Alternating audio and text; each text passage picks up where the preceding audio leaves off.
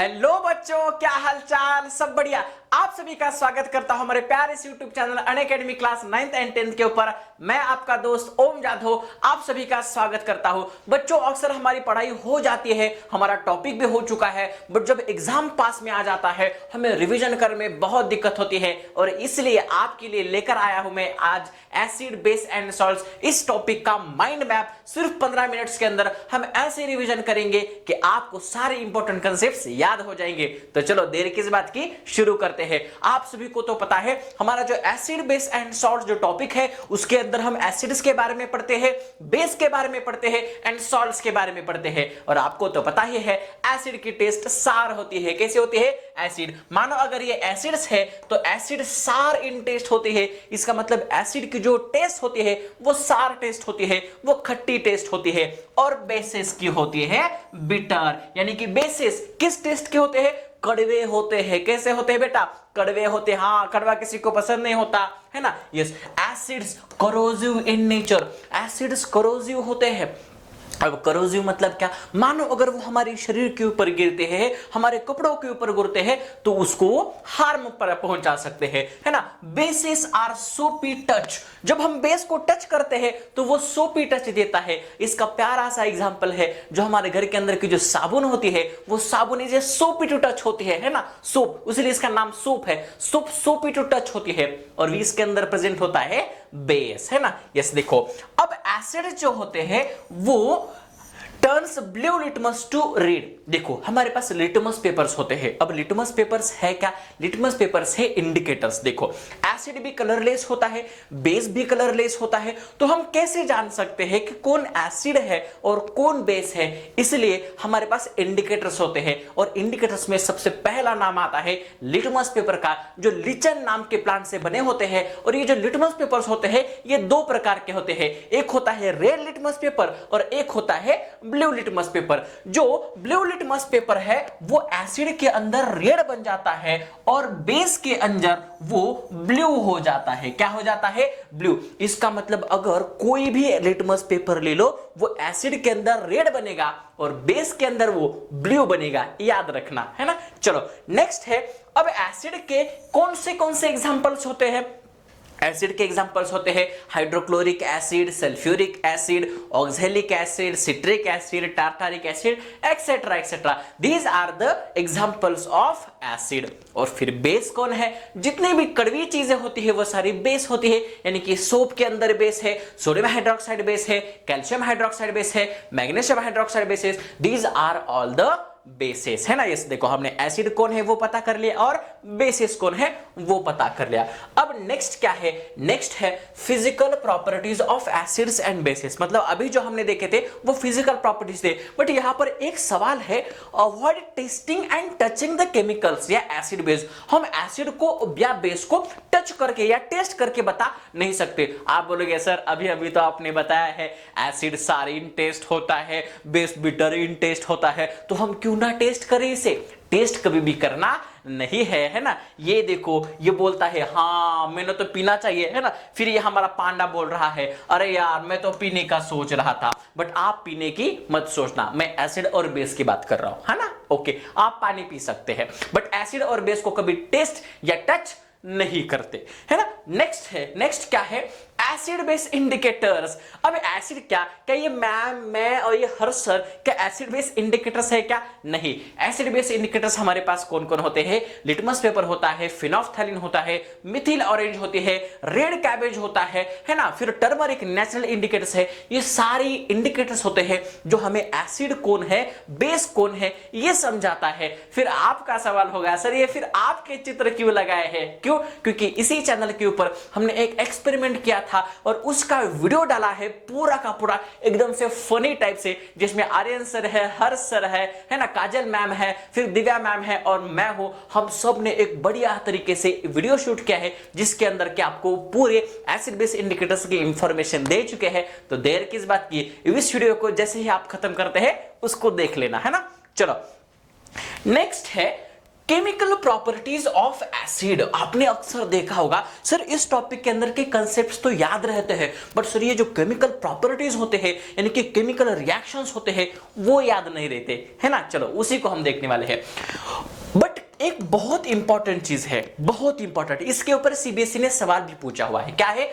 All hydrogen containing compounds are not acid. इसको 4 चांद लगाओ। इसका मतलब जिसके अंदर हाइड्रोजन्स है वो सारे के सारे एसिड्स नहीं होते। सर कैसे? मानो ग्लूकोज है, ग्लूकोज के अंदर भी हाइड्रोजन्स है, अल्कोहल है, अल्कोहल्स के अंदर भी हाइड्रोजन्स है, बट वो सारे के सारे एसिड्स नहीं होते, याद रखना। Reaction of acid with metals.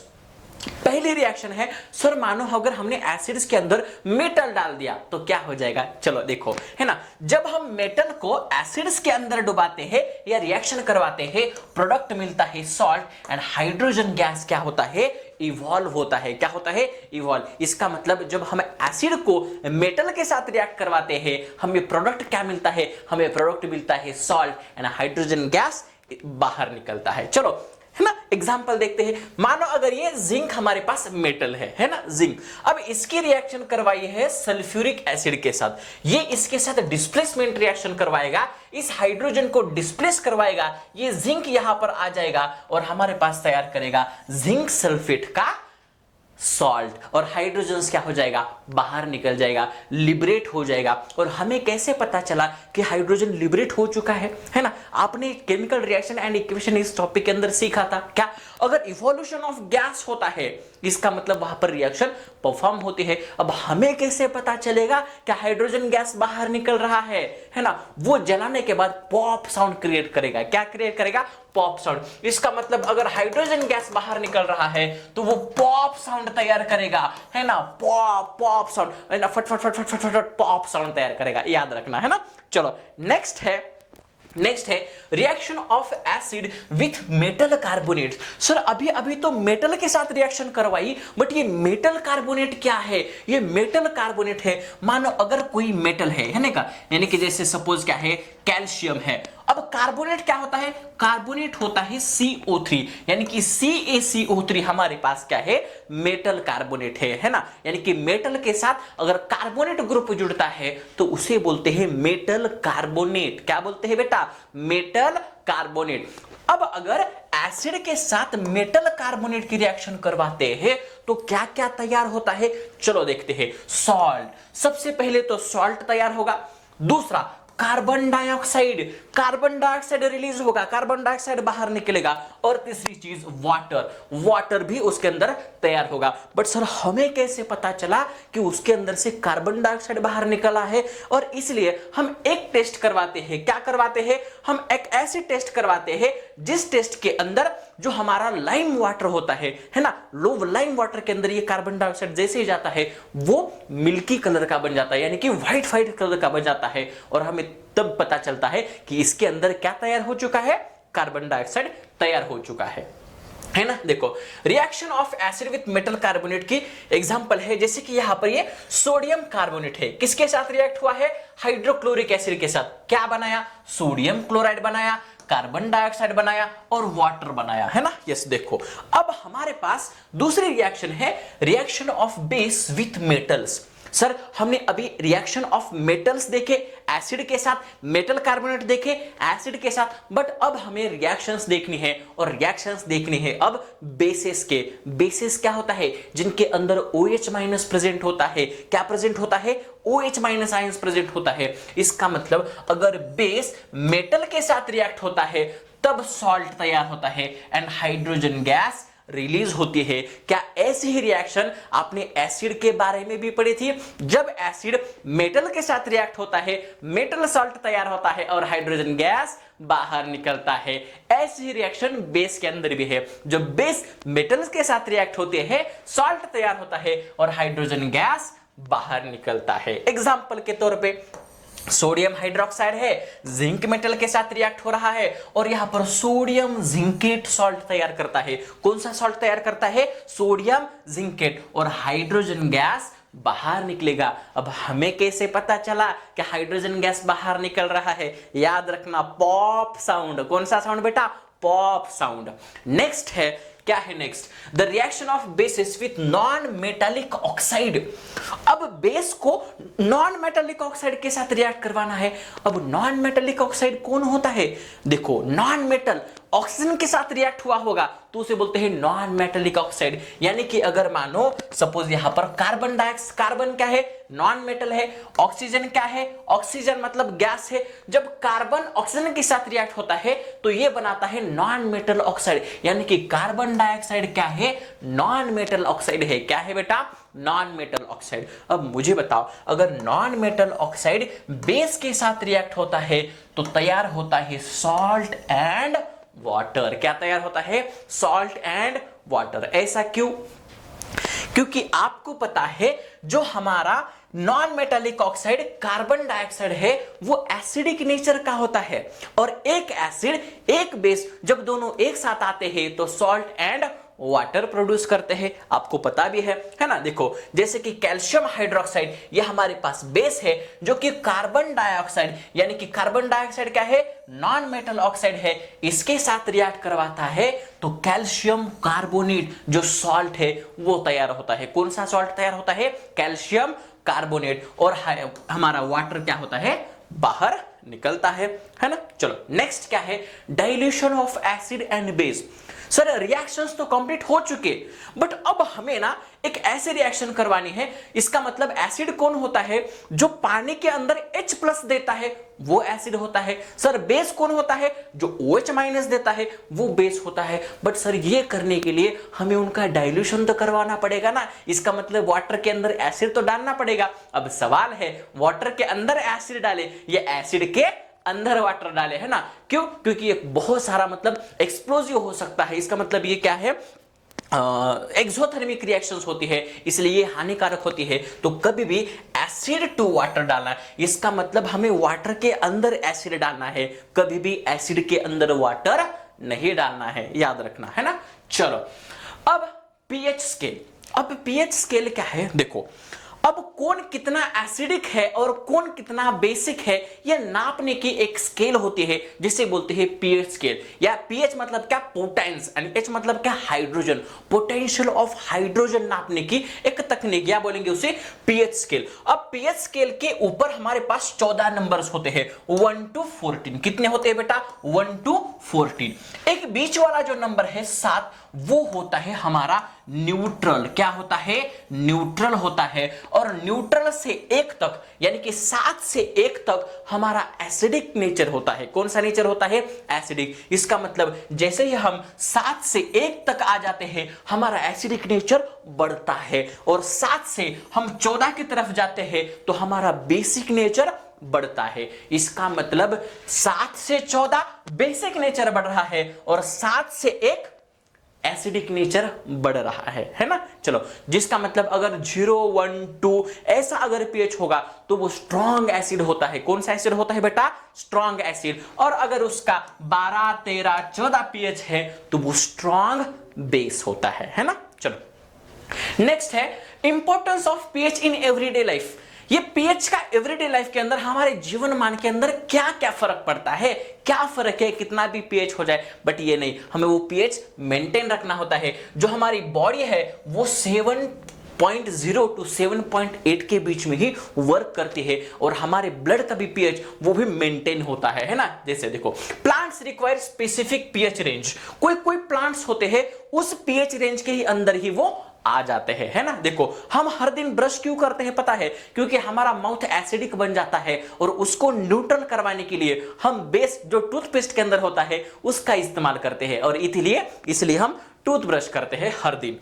Next है न्यूट्रलाइजेशन रिएक्शन। सर हमने एसिड का मेटल के साथ करवाया, फिर बेस का मेटल के साथ करवाया, नॉन मेटल ऑक्साइड के साथ करवाया, पर एक बार सर एसिड का और बेस का दोनों का करा के देखते हैं क्या हो जाएगा। और आपको पता है जैसे ही हम एसिड को, इसका मतलब जैसे ही हम एसिड को और बेस को एक साथ रिएक्ट करवाते हैं एकदम से एक्सोथर्मिक रिएक्शन हो जाती है, बट जो हमें प्रोडक्ट मिलता है वो मिलता है सॉल्ट एंड वाटर। क्या मिलता है बेटा, सॉल्ट एंड वाटर। चलो एग्जांपल के तौर पर लेते हैं, मानो एसिड है HCl हाइड्रोक्लोरिक एसिड, और हमारे पास बेस है सोडियम हाइड्रोक्साइड।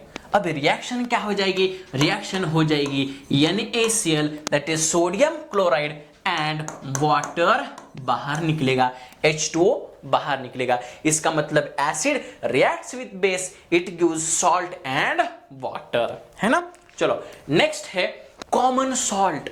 सर अभी अभी ये क्या तैयार हो चुका है, ये सॉल्ट तैयार हो चुका है, इसका मतलब ये NaCl तैयार हो चुका है और NaCl हमारा होता है कॉमन सॉल्ट। सर ये कॉमन सॉल्ट के क्या क्या उपाय हो, मतलब इससे क्या क्या बनता है। ये कॉमन सॉल्ट बहुत हमारी जिंदगी में मायने रखता है। अगर ये कॉमन सॉल्ट हमारे खाने में अगर नहीं होगा तो हमें टेस्ट भी नहीं आती। इसी कॉमन सॉल्ट से सोडियम हाइड्रोक्साइड तैयार किया जाता है, NaOH तैयार किया जाता है ना, जिसका फार्मूला है NaOH। इसका मतलब NaCl के अंदर NaCl का सॉल्यूशन होता है जिसे बोलते हैं ब्राइन, इसके अंदर वाटर और इसका इलेक्ट्रोलाइसिस किया जाता है और इसके अंदर से ही हमें सोडियम हाइड्रोक्साइड मिलता है। नेक्स्ट है ब्लीचिंग पाउडर। ब्लीचिंग पाउडर क्या है, CaOCl2। इसका मतलब इसको कैसे तैयार किया जाता है, bleaching powder is produced by the action of chlorine on dry slack lime. Dry slack lime है ना, ड्राई स्लेक लाइम के ऊपर किसका रिएक्शन करवाना है, क्लोरीन का, या और हमें क्या तैयार होगा, ब्लीचिंग पाउडर बन जाएगा। और ब्लीचिंग पाउडर के बहुत सारे इंपॉर्टेंस होते हैं, बहुत सारे इंडस्ट्री में हम उसे यूज करवाते हैं। नेक्स्ट है बेकिंग सोडा, जिसका फार्मूला है NaHCO3,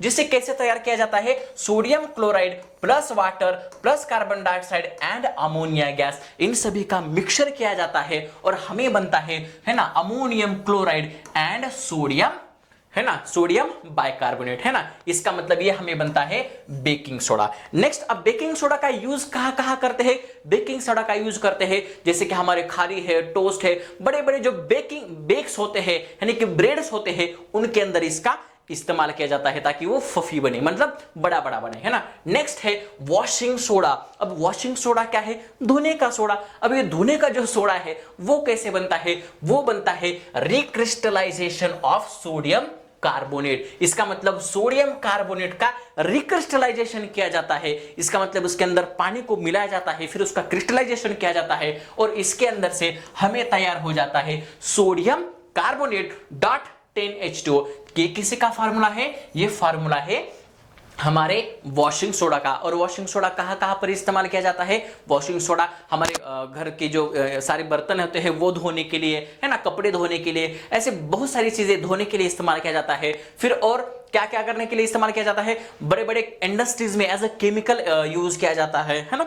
नेक्स्ट है प्लास्टर ऑफ पेरिस। देखो प्लास्टर ऑफ पेरिस का फॉर्मूला है CaSO4.12H2O। प्लास्टर ऑफ पेरिस जो कहां से बनाया जाता है, जिप्सम से बनाया जाता है। जैसे जिप्सम के अंदर से वाटर को बाहर, देखो यहां पर क्या बोला है, ऑन हीटिंग जिप्सम, जिप्सम को हीट किया जाता है 373 केल्विन के, इसके ऊपर से इसके अंदर से जितना भी वाटर होगा वो सारा वाटर बाहर निकलेगा, इसका मतलब वो ड्राई बनेगा और ये जैसे ही ड्राई बनता है उसको बोलते हैं हम प्लास्टर ऑफ पेरिस, जिसे हम POP भी बोलते हैं, जो हमारे घर के अंदर पुट्ठी लगाते हैं। नेक्स्ट है प्लास्टर ऑफ पेरिस के यूजेस क्या है। अब यूजेस क्या है, सबसे बड़ा यूजेस है तो वो हम घरों के ऊपर पुट्ठी लगाते हैं। दूसरा, जब हमारे हार्ट या मतलब जब हमारे बोन्स फ्रैक्चर हो जाते हैं तब हम उसे प्लास्टर करवाते हैं और उसी के ऊपर भी उसको लगाते हैं, है ना। ये सारे सॉल्ट्स थे और इसी सॉल्ट्स को अभी हमने पढ़ा। आज हमने क्या क्या पढ़ा, हमने एसिड्स के बारे में पढ़ा, हमने बेस के बारे में पढ़ा और हमने सॉल्ट्स के बारे में पढ़ा। अगर वीडियो आपको अच्छा लगा होगा तो वीडियो को लाइक करो, चैनल को शेयर करो और सब्सक्राइब करो। इसी के साथ मिलते हैं यहां पर भी, और जल्द ही जल्द हम हाफ ईयरली के लिए मैराथन सीरीज प्लान कर रहे हैं। तो 24 तारीख को यानी कि फ्राइडे, सैटरडे और संडे आपके लिए एक तोहफा है। हम लेकर आए हैं साइंस का फुल मैराथन जो आपके हाफ ईयरली एग्जाम्स के लिए बहुत बढ़िया होगा। तो मिलते हैं नेक्स्ट लेक्चर के अंदर, तब तक के लिए पढ़ते रहना। जय हिंद।